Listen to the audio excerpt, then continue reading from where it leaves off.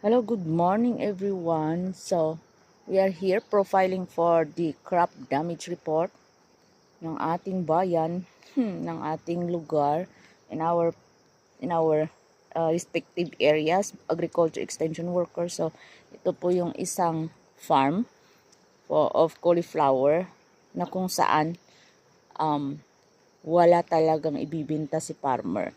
So, ganyan po yung nangyari. Due to heavy rains, that's the cause. Yan po. So, kinukuha lang ni farmer yung mga pwedeng makuha. Siguro out of this area, mga 800 square meter.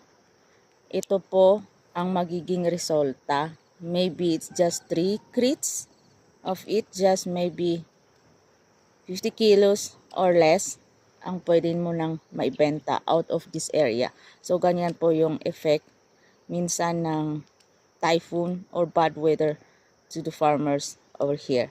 So, ganyan.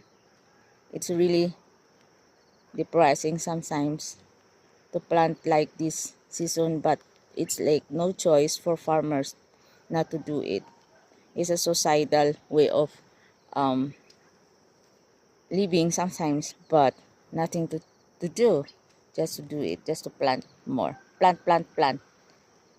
So, ganyan po yung nangyari.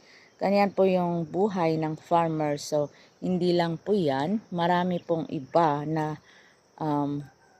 high-valued crops sa Cordillera kung saan naaapektuhan ng masamang panahon during this season.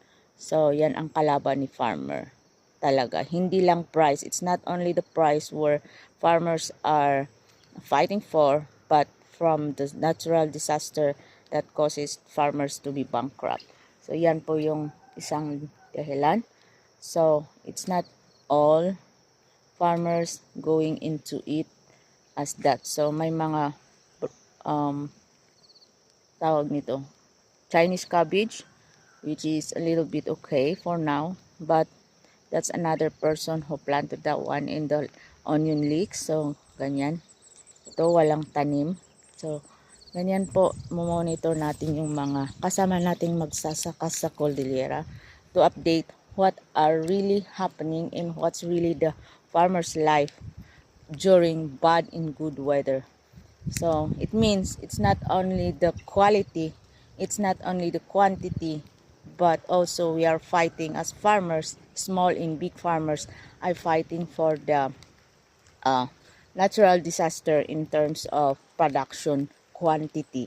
It's not just the quality. It affects everything, quantity and quality. So, ganyan. Naulan ngayon dito. So, here is just, the typhoon just left, but another typhoon is coming.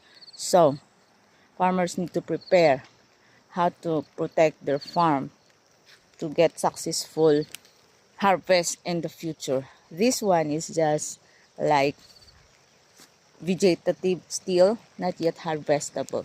So, ganyan. Pero yung onion leeks is harvestable, but still have problem because all of the leaves were semi-blight. Okay, so you can see the tip of those onion leeks, which is already dried up. So that's one cause of too much rain. So here, the farmers are harvesting. So hope it will be soon better for the weather for farmers to have good production for the coming months. So ganyan po. Sira talaga yung mga ibang Chinese cabbage na nakatanim dahil sa bad weather. Yan po. So, it's really very advantageous for people who have greenhouses because it supports to avoid some crop damages. So, greenhouse talaga yung sana isang required na gagawin or facility that farmers can have over here. So, ganyan po si Chinese cabbage. Tumubo yung iba, hindi yung iba. Dahil nasira na yung seeds dahil sa sunod-sunod or continuous heavy rains. Ganyan. Yan po. Maraming salamat po. Thank you for watching.